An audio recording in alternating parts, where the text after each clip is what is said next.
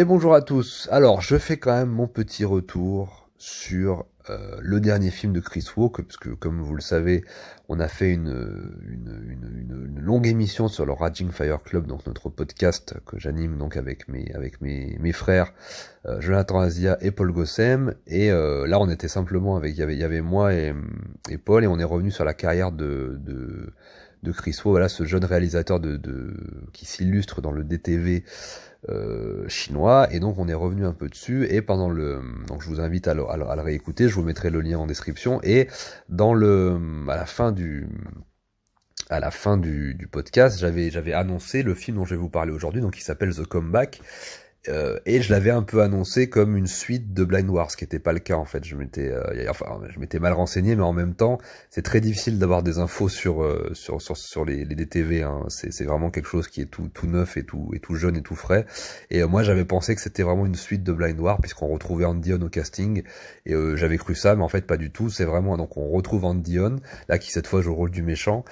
Et on retrouve donc, alors c'est ça un petit peu le produit d'appel, le truc, on était un peu excité par le projet, c'est que Chris Wu allait chercher 3 stars hongkongaises pour son nouveau film, donc à savoir donc Andy On, Yuen Wah, et évidemment Simon Yam qui est le héros du film. Donc Simon Yam, hein, le mythique acteur d'une balle dans la tête, des films de Johnny To, des polars des années 80-90, acteur incroyable, extraordinaire. Et puis Yuen Wah, l'acteur mythique, pote de Jackie Chan, Samung Yuen Biao, qui a joué dans des rôles hallucinants comme Police Story 3, souvent des rôles de méchants, qui était la doublure de Bruce Lee dans les années 70, à doublure acrobatie, etc. Donc qui joue aussi dans Crazy Kung Fu, voilà, qui est extraordinaire acteur, qui là évidemment a un second rôle, il est moins utilisé, c'est vraiment Simon Yam qui a le premier rôle. On retrouve un petit peu tout ce qui faisait la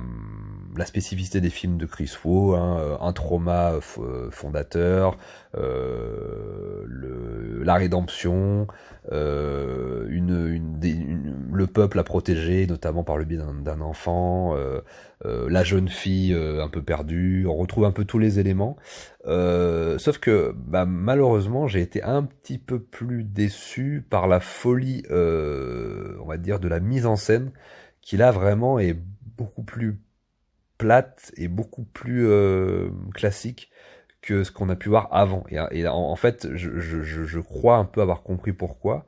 On est beaucoup plus pour moi, dans une espèce de polar thriller saupoudré d'action que dans un pur film d'action.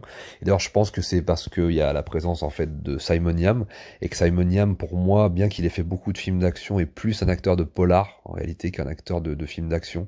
C'est un grand acteur. D'ailleurs, dans le film, il est très très bon. Il nous prouve encore qu'il est bon. C'est vraiment un film vraiment tourné autour de lui, de sa personne, des rôles qu'il a pu interpréter un peu dans le passé, dans les polars des années 80-90, etc. Donc pour moi, en fait, si on voit le film plus comme une espèce de polar avec Simon Yam au centre, on est un peu moins frustré. Donc moi, j'ai un peu capté le projet comme ça. Et il faut pas s'attendre vraiment à ce grand déferlement d'action et cette espèce de maestria ou d'expérimentation, de mise en scène que pouvait avoir Chris Wu dans ses anciens films, ce qui est un peu dommage parce que du coup on perd un peu en énergie. Alors il y a quand même des trucs qu'on retrouve, hein, par moment, les espèces de plans séquences tournés avec des drones, les scènes, il y a plein de trucs complètement hallucinants en termes de mise en scène toujours.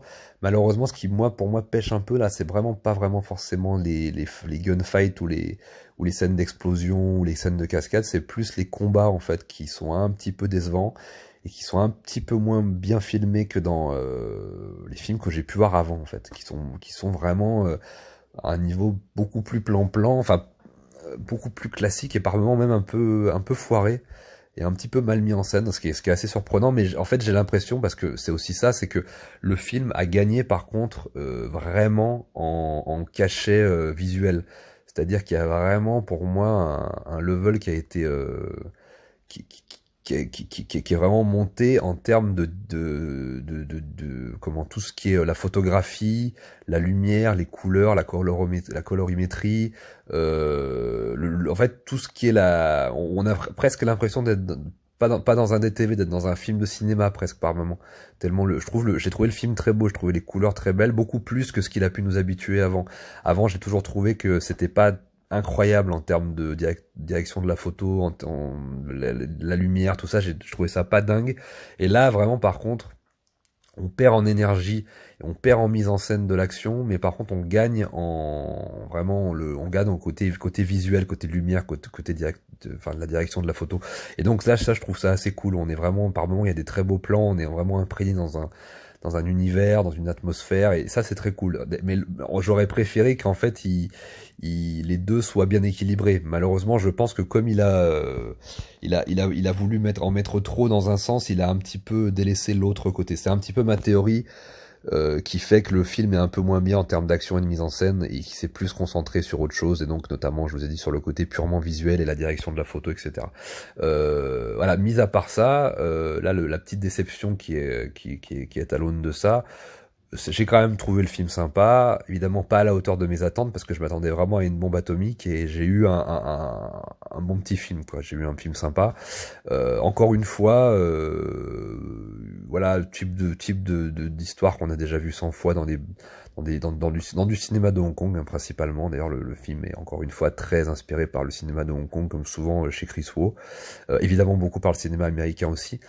Euh, et on retrouve encore une fois, voilà, un Simon Yam formidable, un Andy Yeon qui est très bon, un Yuen qui fait plaisir à voir, et une petite histoire encore une fois héroïque et sacrificielle et touchante, et encore une fois on est sur la rédemption et sur tout ça. Voilà, des thèmes très très classiques mais très très cool, qui vous feront passer quand même un agréable moment. Donc voilà, je serai pas plus long. Je vous incite à revoir le podcast sur Chris Wu, je vous incite à voir le film, et je vous dis à très bientôt.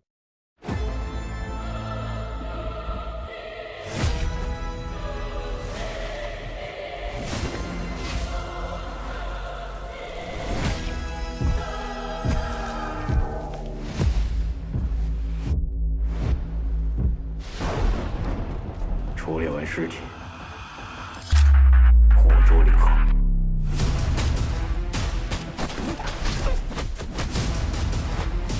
你是不是知道我是谁？你真的忘了？那我帮你回忆。